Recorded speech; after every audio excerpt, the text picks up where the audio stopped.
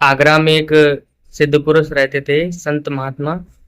तो उनकी बहुत प्रशंसा होती थी, बहुत नाम था और बहुत बहुत दूर से लोग अपने अपने काम को लेकर उनके पास आते थे। तो वहीं एक पास में एक गांव में पंडित जी रहते थे। तो उनने भी सोचा कि चलो इन संत महात्माओं के पास बहुत बहुत दूर से लोग आते हैं, प्रशंसा करते हैं, अपना काम लेकर आते हैं। चलो आज हम भी चलते हैं और पंडित जी का विद्या का अवलोकन किया जाए, जाना जाए उनके बारे में। तो पंडित जी के पास गए। पंडित जी संत महात्मा के पास गए। वहां पहुंचने के बाद महात्मा जी को प्रणाम किया और कहा, महात्मा जी, एक कहावत है कि दाने दाने पे लिखा है खाने वाले का नाम।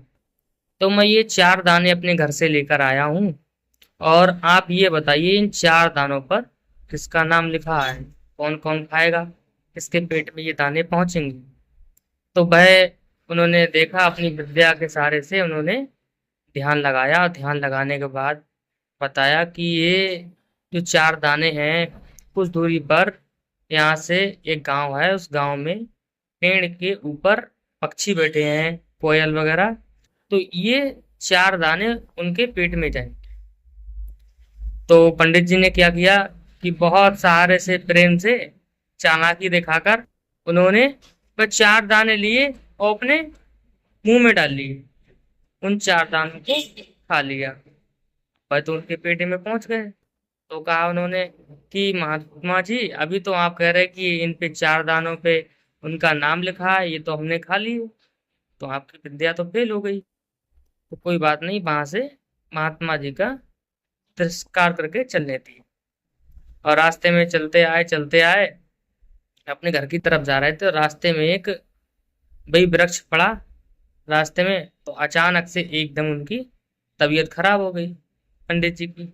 और जब तबीयत खराब हो गई तो उन्हें एकदम से उल्टी आई और उल्टी के माध्यम से वह 4 दाने थे वह निकल गए, वहीं पर सूख गए।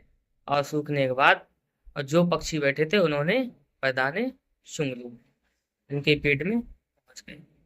इसीलिए हमें किसी का कभी नहीं खाना चाहिए, जिसका है उनका ही उनके लिए ही रहे। क्योंकि हम अगर किसी का भोजन खाएंगे, कुछ खाएंगे, तो वह हमें भोगना पड़ेगा। इसीलिए शास्त्रों में कहा है, जा काया से पातिक जो हुई, बिन भोगे छूटे नहीं कोई। इसीलिए दाने दाने पे लिखा है खाने वाले का नाम।